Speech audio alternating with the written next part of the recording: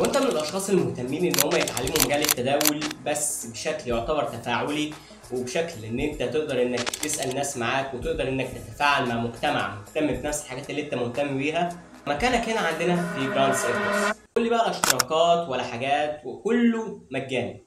احنا الفترة اللي فاتت بدأنا ان احنا نشتغل على خلق التجربة اللي هتبقى ليك انت كمتداول مبتدئ او محترف، ان انت هتخش مجتمع.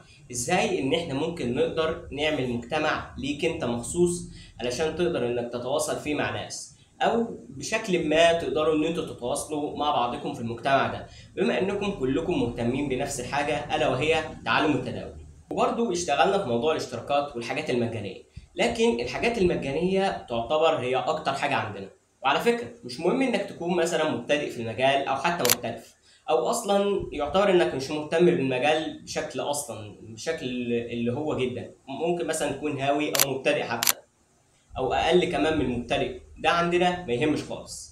أهم حاجة إن إحنا بنخلق لك تجربة إن أنت من خلالها تقدر تاخد خبرة، تقدر إنك تتفاعل مع ناس تانية، وتقدر إنك تتعلم من موضوع التداول ده، وتقدر برضو إنك تشارك رأيك وتسأل ناس وتعرف آراء الناس في حاجات مثلا أنت محتاج تعرفها في مجال التداول. فإحنا محتاجين إن إحنا كده إن إحنا بنخليك تعيش تجربة التفاعل مع الناس، وتعيش تجربة إنك تتحول من مبتدئ لخبير بس بالخبرة مع الناس والتدريب مع الناس. تتعلم من عندنا حتى من غير ولا جنيه. احنا ممكن اصلا نديك كل الحاجات المهمة او الاساسيات، وتبدأ برضو ان انت تشتغل عادي جدا. احنا هنديك كل حاجة انت عايزها عندنا في المجتمع. عشان كده عملنا 3 مجتمعات او 3 منتديات او 3 كوميونتي. الكوميونتي الاول اللي هو بي ريتش تبع الستوكس، او اللي هو تبع سوق الاسهم. ده برضو للافراد اللي هم مهتمين ان هم يعرفوا حاجات عن مجال الاسهم، مهتمين برضو ان هم يتكلموا عن مجال الاسهم بشكل عام. الكوميونتي ده مجاني، تقدر ان انت تخشه عادي جدا، وتقدر انك تبعت وتراسل الناس وتعرف، وكمان تقدر انك تسالني انا شخصيا عن حاجات مثلا انت مش عارفها، في حين ان مثلا اعضاء المجموعه مش عارفين يردوا عليك ولا حاجه. تاني مجتمع معانا واللي هو بي ريتش فوركس كوميونتي. ده مجتمع للناس اللي مهتمه جدا بمجال الفوركس. في ناس طبعا مهتمين بمجال الفوركس، بيحبوا ان هم يتعلموا عن المجال ده اكتر، خصوصا ان المجال ده ارباحه سريعه، ويعتبر الصفقات بتاعته بتخلص في ثانيه الا ثانيه. فيعتبر في ناس كتير جدا بتحب ان هي تسأل ناس تانية علشان تقدر ان هي تستفيد من الخبرة بتاعتها، وتقدر ان هي تعرف ايه الحاجات المشتركة ما بينهم. بالتالي لما تخش مجتمع بيبقى في ناس مثلا ممكن تكون خبيرة اكتر مني في مجال الفوركس، فممكن ان هم يفيدوك ولو بمعلومة صغيرة جدا. مجتمع معانا واخر مجتمع واللي هو بي ريتش كريبتو كوميونتي. ده مجتمع للناس برضو المهتمين بالعملات الرقمية، وخصوصا مثلا لو انت حابب انك مهتم بالعملات الرقمية او خبير فيها، وحابب انك تبعت اشارة مثلا لحد، او تبعت مثلا اشارة لناس ان هم يشتروا في العملة دي، فمفيش اي مشكلة. تقدر انك تتكلم في كل المجتمعات دي، ولكن بشرط واحد بس، تحت اطار انكم بتتكلموا عن مجال التداول. انت قلت دلوقتي يا هاشم ان في 3 مجتمعات عندك، مجتمع تبع الفوركس والستوكس والكريبتو. طيب القناه دي هتمشي ازاي؟ مبدئيا كده القناه دي اللي هي باللون الازرق اللي انت شايفه قدامك، اللي انت بتتفرج عليها مني دلوقتي، دي قناه هتبقى خاصه لمجال الاسهم. هنتكلم فيها بشكل كبير جدا عن مجال الاسهم. يعني بص، هكلمك عن مجال الاسهم لحد ما تزهق. لكن احنا فتحنا قناتين تانيتين. القناه الاولى لشركه عندنا اسمها اف تريد. اف تريد دي تبع برضو الفوركس، وتقدر برضو ان احنا باذن الله هننزل عليها برضو مفاجاه للبتاع. اف تريد برضو في مفاجاه لمجال الفوركس برضو، او للقناه بتاعت الفوركس.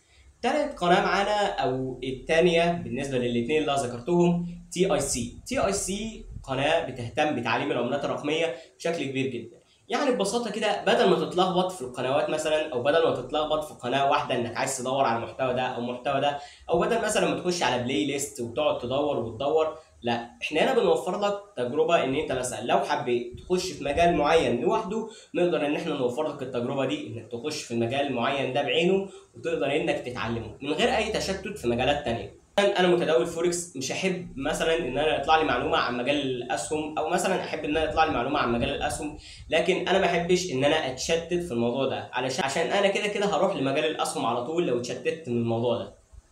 فاحنا هنا بنوفر لك تجربه انك مثلا لو انت متداول كريبتو تبقى في مجتمع مهتم بالعملات الرقميه، تبقى عندك قناه مهتمه بالعملات الرقميه، وبكده تقدر انك تخلق تجربه تعليميه لمجال التداول كويسه جدا. برضو كذلك الامر هيبقى عندنا حلقات مهمه برضو عن مجال التداول، حلقات برضو زي مقارنات او مثلا دراسات للشركات تانية غير اللي هتبقى معانا في الكورس. وبالنسبه لكورس الاسهم فباذن الله هنستمر في الكورس ده لحد الاخر باذن الله. تقريبا كده يبقى في حلقه هتنزل بعد الحلقه دي بالظبط، تقريبا بعدها بيوم او يومين كمان. طب كده خلاص بقى عندنا 3 شركات ممكن ان انت تخش عندهم، او 3 قنوات بمعنى اصح. القناه الاولى اللي انت بتشوفني دلوقتي من عليها واللي هي جراندز ايكويس، دي قناه تبع تداول الاسهم تهتم بيها بشكل كبير جدا. القناه الثانيه واللي هي اف تريد، دي بتهتم بتداول الفوركس. القناه الثالثه واللي هي تي اي سي، ودي اللي بتهتم بتداول الكريبتو والعملات الرقميه. بالنسبه بقى للمفاجاه اللي انت قلت عليها، ايه يا ترى المفاجاه دي؟ مفاجاه ان احنا اخيرا فعلنا خدمه التوصيات، لكن مش في كل المجالات اللي احنا شغالين فيها، لا احنا فعلنا خدمه التوصيات في مجال الفوركس. تقدر ان انت تخش دلوقتي عندنا على القناه على التليجرام، تتواصل مع الادمن اللي انا هسيب لك الاي دي بتاعه بتاع التليجرام تحت في الديسكربشن. تقدر ان انت تتواصل معاه وتعرف اشتراكات توصيات الفوركس هتبقى بكام وعامله ازاي. وطبعا هتقدر ان انت هتنظم مع اللي هينزل لك التوصيات دي، تمام؟ ولو حصل اي مشكله فتعالى تواصل معايا انا.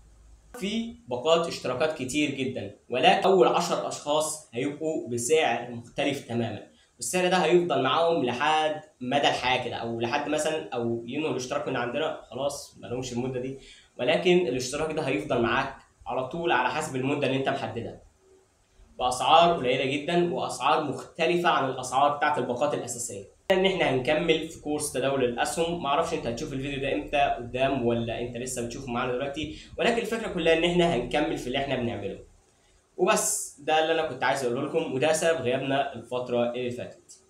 سلام. She lie to your face, I really don't get it. She say what you want her to say. At the end of the day, I'm still getting money regardless, I'm still getting paid.